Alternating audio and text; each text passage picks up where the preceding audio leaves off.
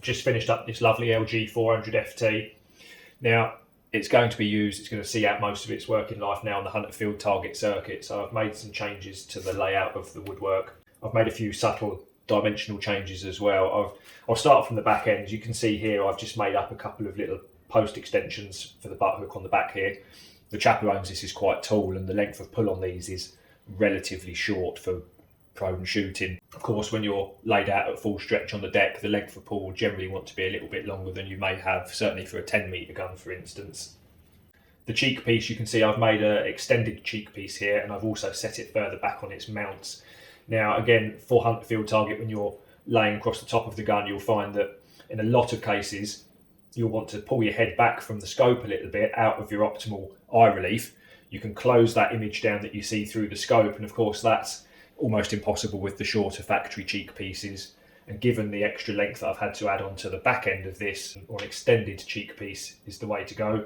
The rollover on this is quite similar to the factory woodwork. I've changed the rollover angle ever so slightly so that now it's in the position that the owner needed it, but it's now fairly well centered back on its adjustment range. So should he need to fine tune it down the line, he's got more adjustability either way of where I've set it now.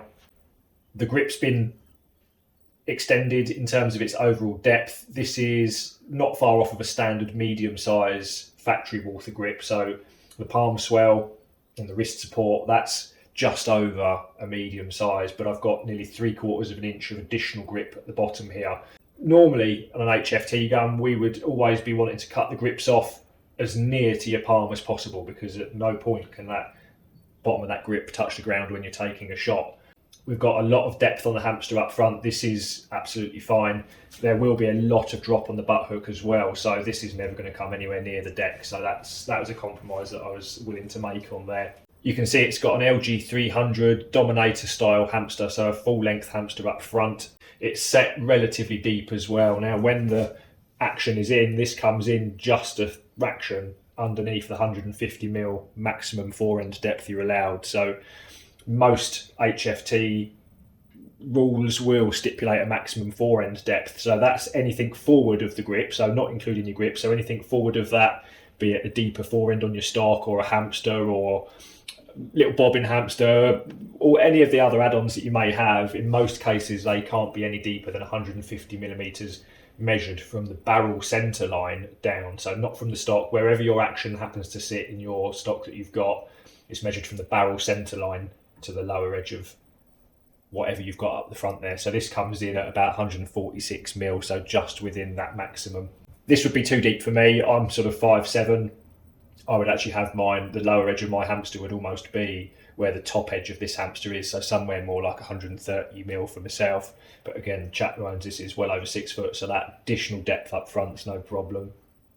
The extra length up front is quite useful, especially for some of the low kneelers. You can drop your leading arm away from you to keep that gun well supported.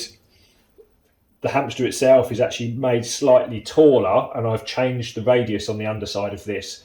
The Dominator hamsters, you tend to find that you can end up rolling your fingers right around the top of those, and it's even with a glove on your leading hand, you don't seem to get a particularly good grip of it. So this, being that bit taller and the slightly tighter radius here, you tend to have a more open palm on that one, which is great.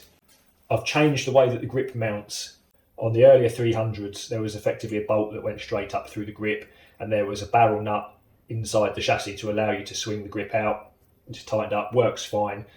On the 400 versions, there was originally a sort of a stub axle, if you like, that went and dropped into the grip with a fixing through the other side of the grip, so you could manipulate the grip position and tighten it up from the bottom. Now, it gives you an awful lot of adjustability, but they do have a tendency to work loose. So I don't know if you'll see it on there, but I've kept the factory mounting block here, but I've spun it the other way around, so now it reaches forward. And I've now drilled the grip as per almost an LG 300, and the grip is bolted through into the factory mounting block, so I've removed that adjustment. But what I did do is when I received this, I've mirrored the angle that this was set at from the owner's factory woodwork. So that had been used and it had been set up for his preferred size, so I've mirrored that angle and that slight offset. I really like all the micro adjustments on the length of pull and the cheek riser here. You've also got rollover, so you can adjust the angle of the cheek piece, and you've also got lateral offset adjustment on there, so you can get a really super consistent sight line and cheek weld. These later 400 chassis and even 300 chassis have always been beautifully made. They're very robust, and dare I say it, I actually prefer the Walther chassis to the Anschutz versions. I just prefer the cleaner lines really on the Walther. Personally, I prefer the Anschutz action and the Walther chassis. So a few years ago, I modified a 300 Blacktech Aliatech chassis, milled it all out, and actually managed to get my 9015 action into that. So I'll bung a picture of that up as well. That's a bit like the nature of what I do. If there's something you fancy and it's not necessarily available, well, why not see if we can make it work? I've oil finished this woodwork. For all of the comp guns nowadays, I don't lacquer anything. It's great while it's intact, but the moment that you get a ding or a bash, which this is highly likely to on the HFT circuit, it's a bit of a nightmare. So with the oil, it takes a bit more time to do. It's a bit more work involved my end, but to start with, this was absolutely saturated with Danish oil. I had 6 or 7 coats of that to build up and penetrate quite deep into the fibres of the laminate itself. That was buffed back between each pair of coats.